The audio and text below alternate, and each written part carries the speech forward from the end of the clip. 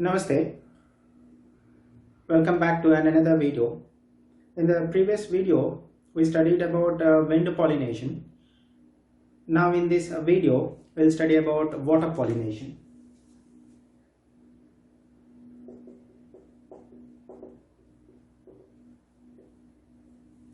Pollination by water is called hydrophyly.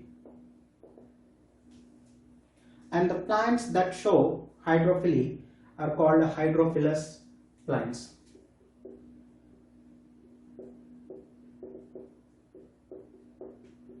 Okay, so hydrophilous plants are the one that use water for transportation of pollen grains. Okay, now coming to these flowering plants. In flowering plants, mostly they use biotic agents for the process of pollination.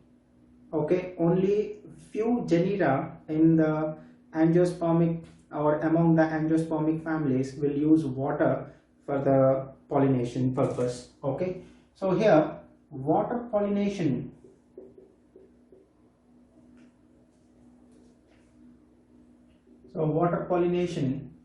in flowering plants is quite rare.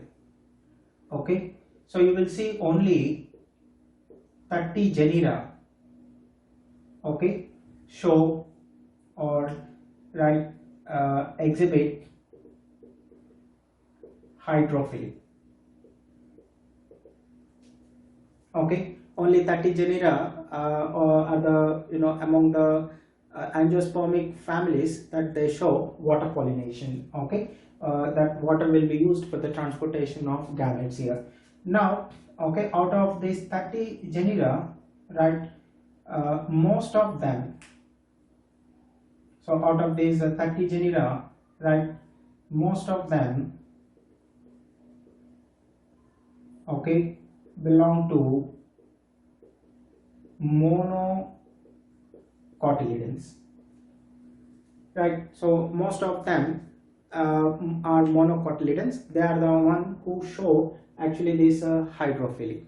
Okay, so now we understood that in flowering plants, pollination by water is quite rare, and only 30 genera will be showing the hydrophyly, and among them mostly they all belong to monocotyledons. So here I said most of them, which means maybe a few are dicots or dicotyledons are also included in this. Now when you come or see the lower group of plants, like algae, bryophytes and pteridophytes. So in this lower group of plants, mostly they will use water, is the medium for transportation. Okay, so this is the one here for the transportation of male gametes. So water is the medium for the transportation of male gametes here in case of algae, bryophytes and pteridophytes here. And now coming especially to bryophytes and pteridophytes, so their distribution, it means that the number of these bryophytes and pteridophytes is less when you compare with the angiosperms. Why the bryophytes and pteridophytes distribution is very less? Because they require water for the transportation of these male gametes here. So their distribution is less. So the reason for their distribution in less is less because of because of requirement of water for transportation of male gametes. So this is the reason for their less distribution in case of bryophytes and pteridophytes, especially here. Okay, so now we'll see some examples here in case of angiospermic plants, that will be using, or they are the one which use water for the purpose of pollination. So example like Vallisneria. So Vallisneria is a submerged water plant. This uses water for the purpose of pollination. Okay, and another one called Hydrilla and Geostera, etc. So these are all angiospermic plants that they use water for the purpose of pollination here. Okay, so we have understood that water pollination in flowering plants is less. Only 30 genera will be exhibiting water pollination, and most of those out of these 30 genera, they belong to monocotyledons. And when you come to lower group of plants like algae and bryophytes and pteridophytes, so definitely water is required for the transportation of male gametes here. And the bryophytes and pteridophytes, their distribution is less, because of the requirement of water for the transportation of these male gametes. So right, so this is a brief introduction of pollination, that is water pollination. Now we'll see some characters of flowers that are pollinated by water.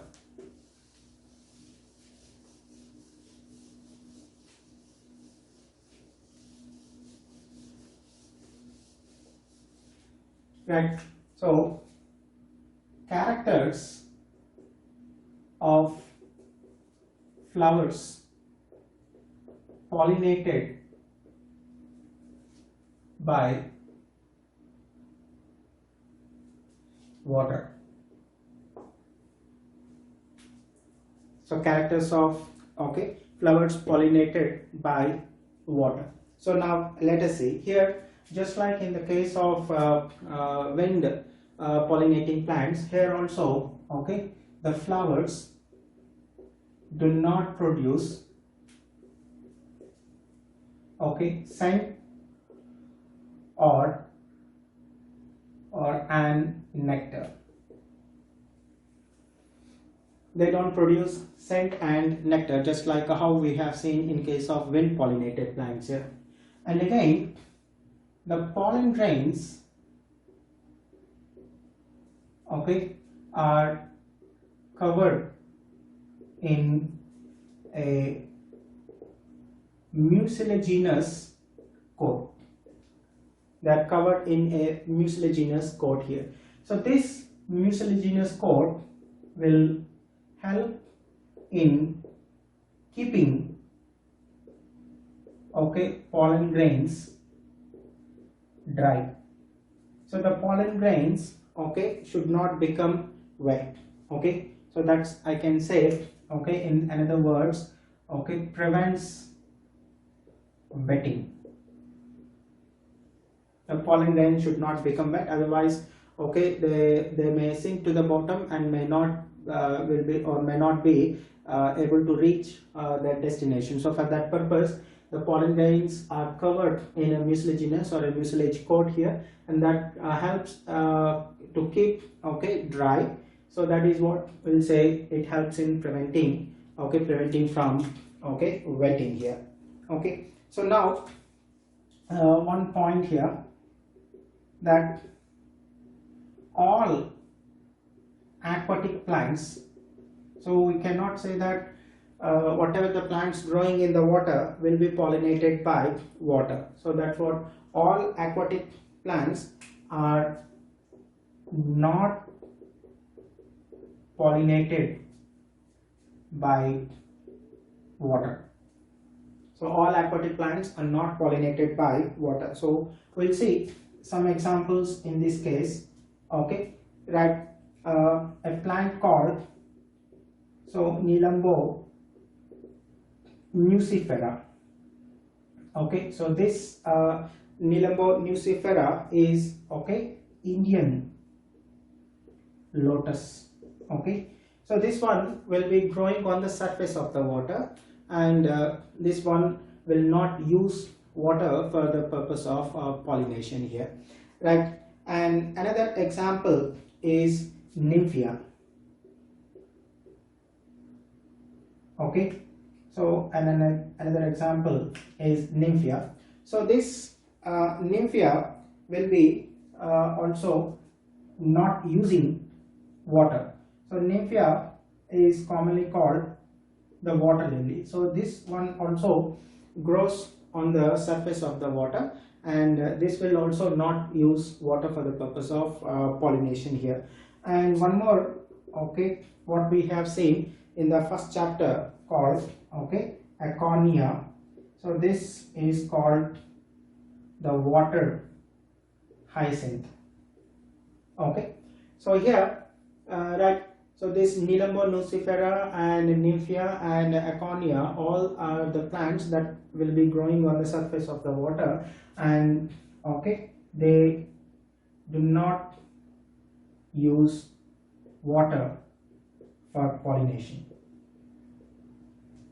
So they don't use water for the pollination. Then what they are going to use here? Okay, so here they, okay, use, or they are pollinated by wing or by, okay, animals. They are pollinated by winged or animals, especially insects.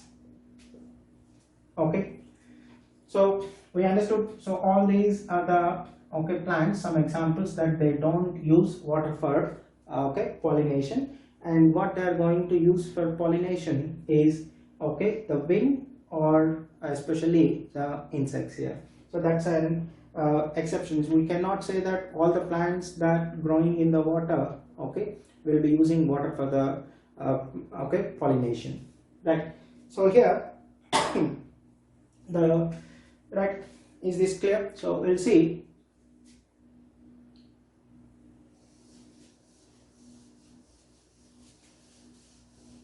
The hydrophyly is, okay, classified. So that is pollination by water. I'm going to classify this hydrophyly into two categories. One, I call it epihydrogamous. Another one called hypohydrogamous.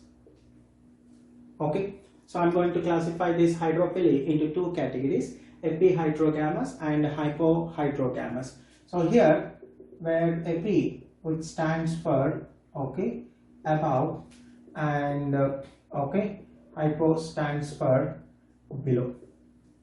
Clear? Right, now how to define this?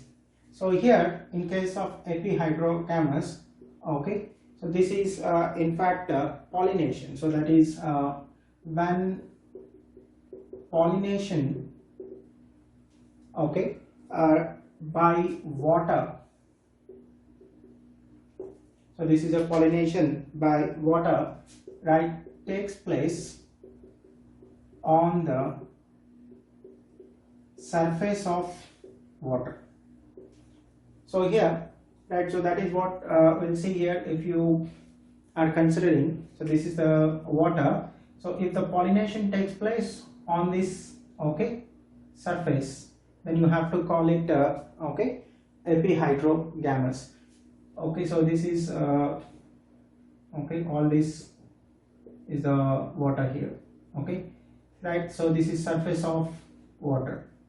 So here underwater, if the pollination takes place underwater, then you have to call it hypohydrogamous. So the definition goes same, okay, except one point. So when pollination by water takes place, okay, completely underwater, takes place completely underwater, then okay, it is called hypohydrogamous.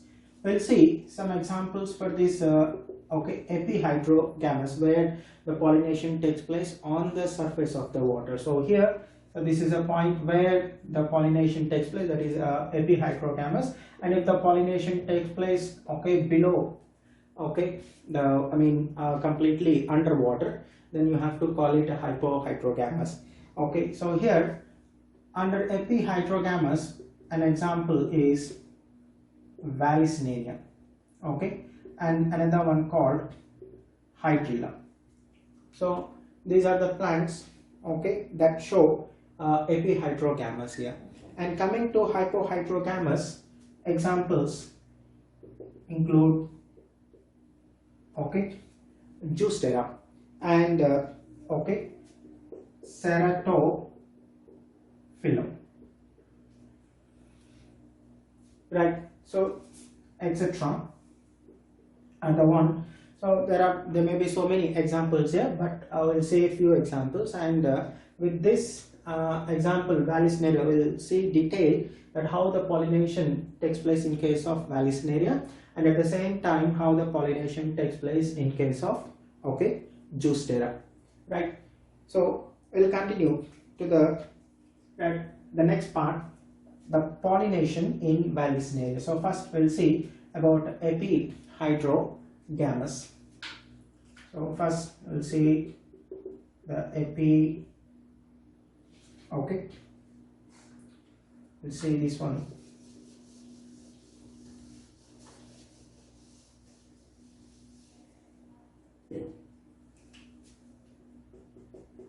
Okay, epihydrogamous.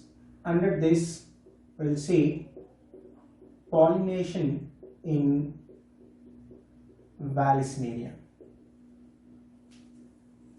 Okay, right. So let's see the pollination, how it takes place okay, in case of Vallisneria.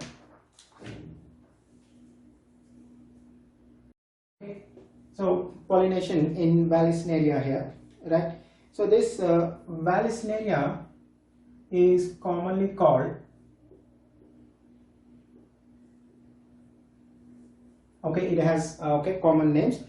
We commonly call it right, eel grass, or also called tape grass. It's commonly called eel grass or tape grass. Okay, so now this Vallisneria is a submerged okay, rooted or submerged freshwater plant. It is a submerged freshwater plant. It means it lives in fresh waters and it is completely underground. Okay, so that's in case of Vallisneria here. And this Vallisneria is a dioecious plant. Okay, so which means male and female plants are separate. So in case of dioecious plants, we say there is a male plant and female plant. Okay, the male plant produces okay, flowers with only stamens. Okay, and in case of female plant, this one produces flowers with only pistils. Okay, so that's what we call with only stamens as okay, staminate okay, flowers, and in this case they are called the pistillate flowers. Okay, so we see as I told, the Vallisneria is a dioecious plant, which means the male plant is okay, and female plant both are separate here. The male plant produces the flowers that will be having only stamens, and the female plant produces flowers with only, okay, pistils, right? So now let's see how this okay, pollination takes place in case of Vallisneria. Okay, so as I mentioned that this Vallisneria is a submerged, okay, plant.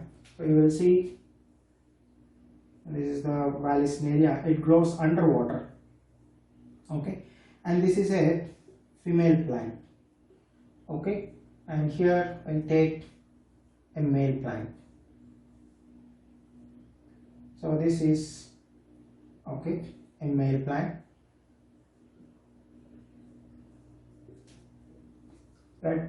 Now the flowers in both the cases are produced underwater here, okay. So this is the, okay, surface of water, right? In case of female plant, the flowers are actually produced on long, okay, coils. So they are produced on long coils.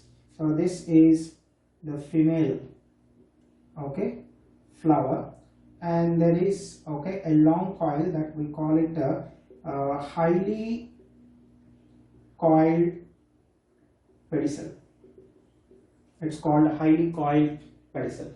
So on this highly coiled pedicel you will see the female flower here, okay, and the male plant produces, okay, the male flowers. Once the flowers are formed, okay, they completely get detached, okay, from the male plant and they come to the surface, okay. So these are the, okay, male flowers. So this is how the male flowers, okay, look like. So this is,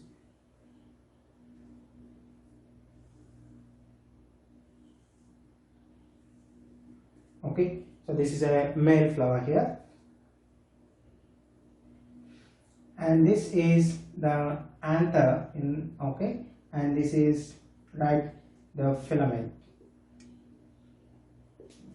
okay. So here the anther, we know it consists of the pollen grains, okay. So here you will find the pollen grains.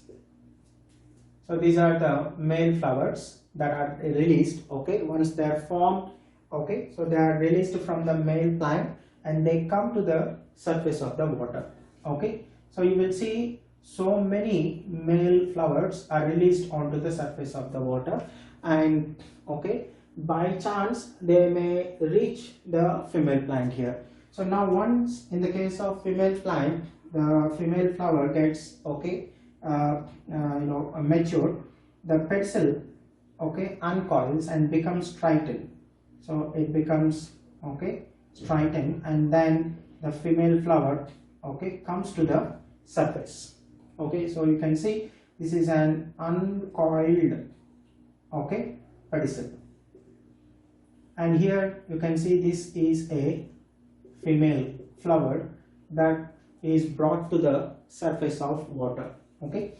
And these male flowers, okay, by chance they may reach, okay, to this, what I call female flower. So once they come to this point, okay, so here you can see the male flowers, okay, by or accidentally, it's a chance factor, accidentally they have reached to the female. So in this case the anther, okay, breaks up and then it releases the pollen grains here. So you can see the pollen grains settling on the, right, stigma of this female flower. So here the pollination takes place on the surface of the water. So that is the reason why we call it okay, epihydrogamous.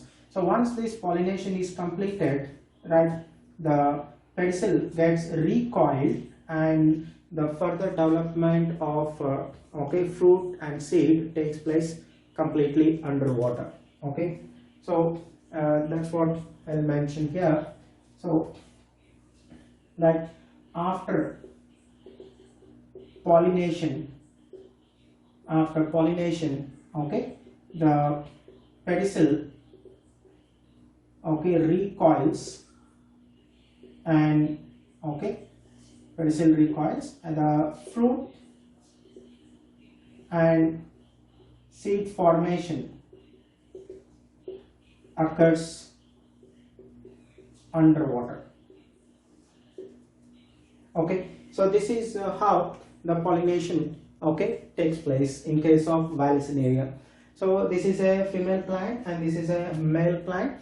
So here this one is a male, okay, flower, how it actually looks like. So here you will find something called, okay, it's called a reflexed sepal. So this will actually help in floating on the surface of the water. Okay, so once these flowers are formed, okay, they get detached from the male plant and they come to the surface, okay, and by chance they may reach the female flower. So once the female flower comes to maturity, the pedicel, okay, uncoils and gets straightened and makes the female flower to reach the surface. Okay, and once these male flowers, okay, come near to the, okay, female flowers, the anthers break open and releases the pollen grains, and okay, it results in pollination. So here these are all, okay, pollen grains. Okay, once the pollination is completed, okay, so this pedicel gets recoiled and further development of that is the formation of fruit and seed will take place, okay, underwater. Now in the next video we will study about hypohydrogamous by taking an example, Zoastera.